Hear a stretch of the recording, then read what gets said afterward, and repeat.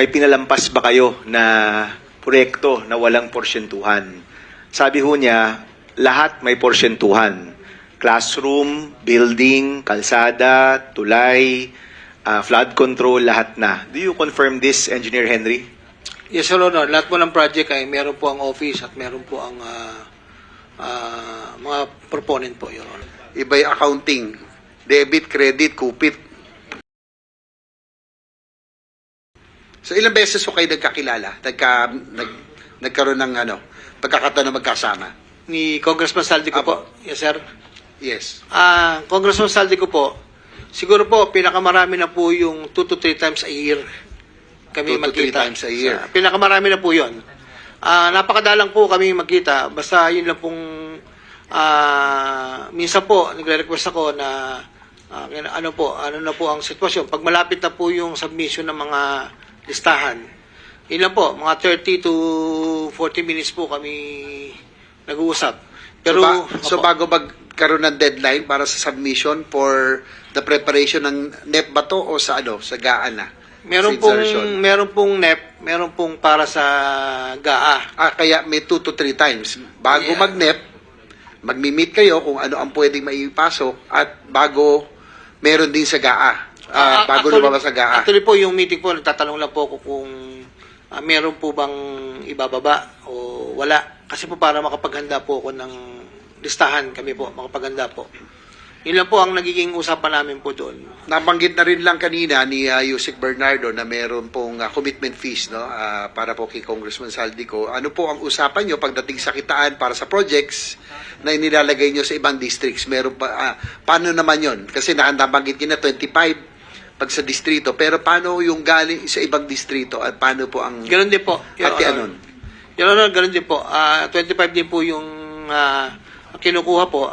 Yan po yung mapapatunayan ni Engineer Carlo dahil siya po yung inutusan kong coordinate po doon sa mga district engineer, Your Honor. So sa DE, ganun din? Meron din yung DE doon? Hindi ko na po alam kung Hindi na. paano po ang proseso nila, Your Honor.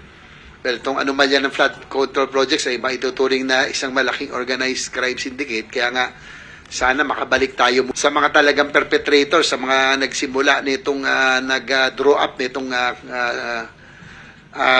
scheme na ito. No? Nakakalungkot, parang napupunta tayo dito sa mga kasama natin.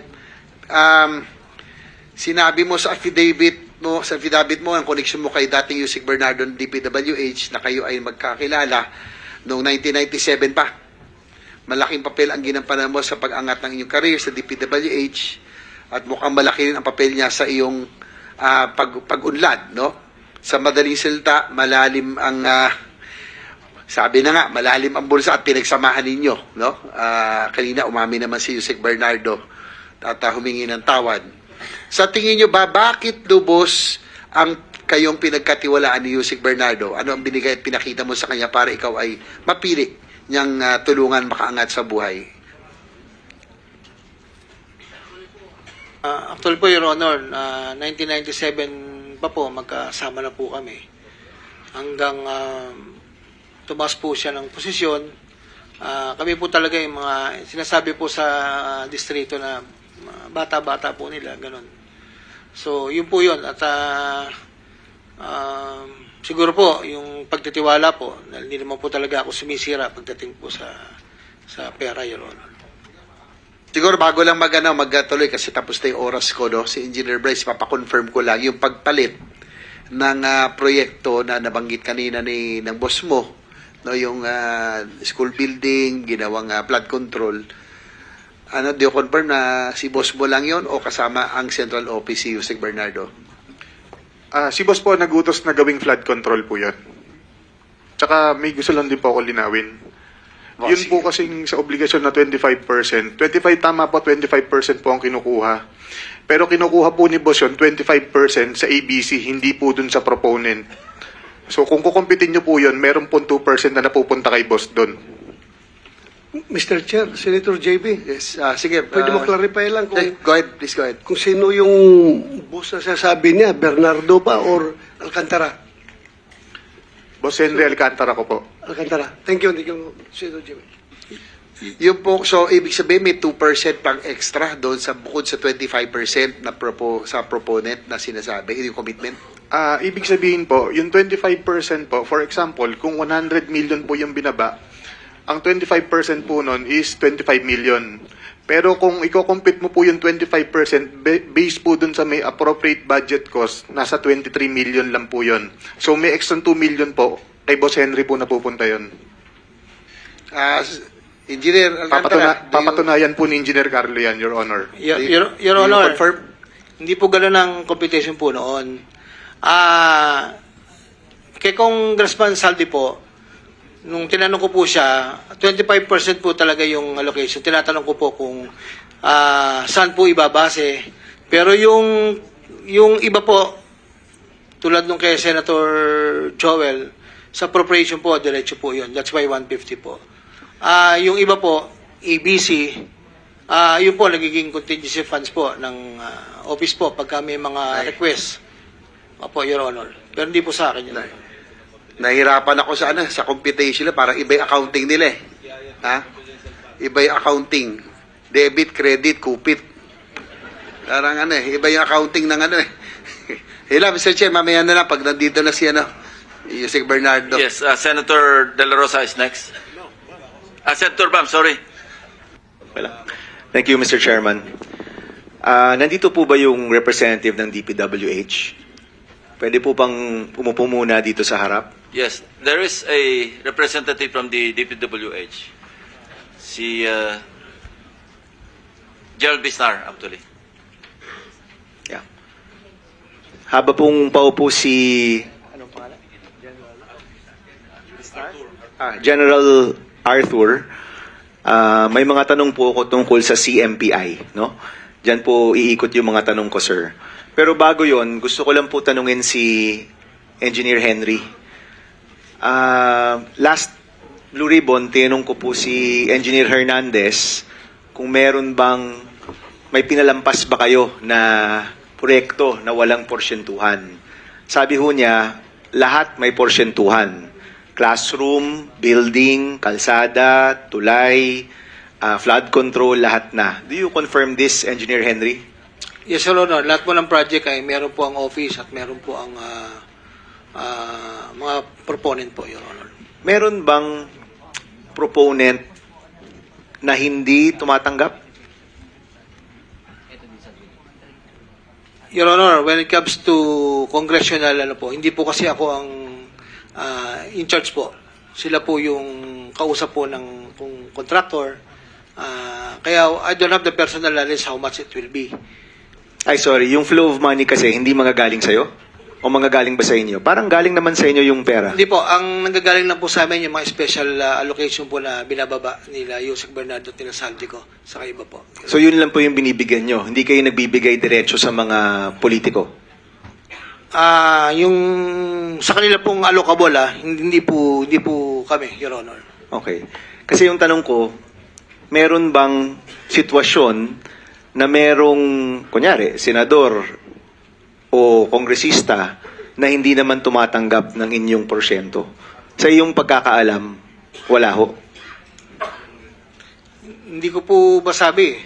Kasi minsan po may mga bumabang proyekto na tao lang po ang kausap. Yung meron pong local government, bigay daw po sa kanila ng ganito. Hindi ko naman po pinakikialam na kung anong transaksyon nila. So ganun, wala kang porsyentong binibigay doon?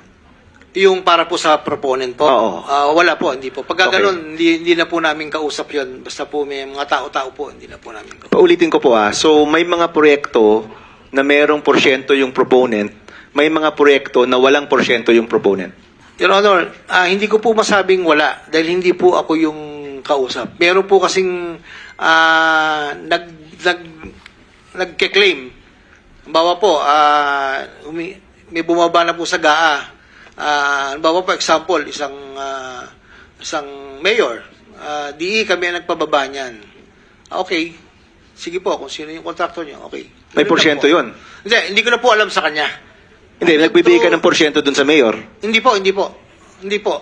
So nabibigay mo yung project cost nun 100%? Yes po.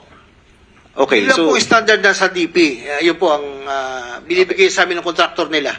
so ulitin ko po So yung usual na hatian, may porsyentuhan, pero kapag LGU ang nagsabing kami po yung nag-request nito, 100% of the project cost na bibigay niyo po sa kanila para sa proyekto. Tama po ba? Hindi po. Meron pa rin po yun para sa office.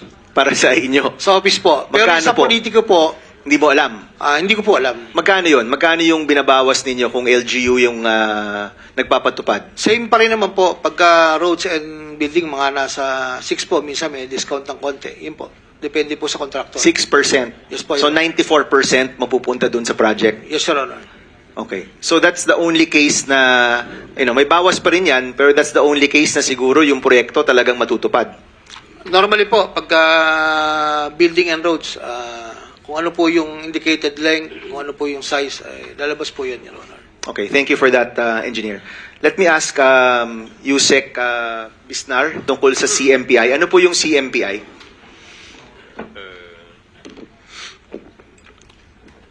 Good morning po, Mr. Chair. Morning. Yes, sir. Good morning, Your Honor. I am Yusek Arthur V. Excuse me. Bisnar, and Tekot ka. Yes, sir. Papa-out ka lang. Yusek Bisnar, kindly stand and raise your right hand. Do you swear or affirm to tell the truth, the whole truth, and nothing but the truth in this proceeding? Thank you. Yusek, itong tinatanong kong bago po kayo, no? Tama po, no? I was appointed yesterday. Okay. Okay. Your Honor. Pwede po kayo mag-call a friend. Baka po may Yes, sir. matagal na pong nandyan na pwede pong Yes, sir. sumuporta po sa inyo. Actually, I have with me Director Borromeo of the Bureau of Construction. Baka po si Director Borromeo Yes, na lang po, Yusek, ang tanong ko. Very technical naman po yung mga tanong ko po. Sige po. Is that ASEC Borromeo or Director Borromeo? Then nag-oath na po kayo, Mr. Borromeo. Director po, ASEC? Director po. Director, okay. Director Borromeo, ano po yung CMPI? CMPD yan, sir. CMPD, ano yung CMPD? Construction Materials Price Data.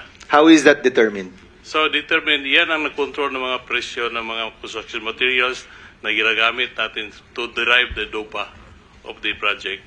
So, lahat na yan, sir, before naibigay na yung authority ng CMPD sa mga implementing offices sa region at sa district, at ngayon, ibinalik na natin sa central office para mag-control natin Ayun. ang mga presyo. Bakit niyo po binalik sa central office, Director? Kasi mayroong mga discrepancies na, sir. Na Okay. Maski yung kapitbahay na district office, Ang lalayo ng presyo.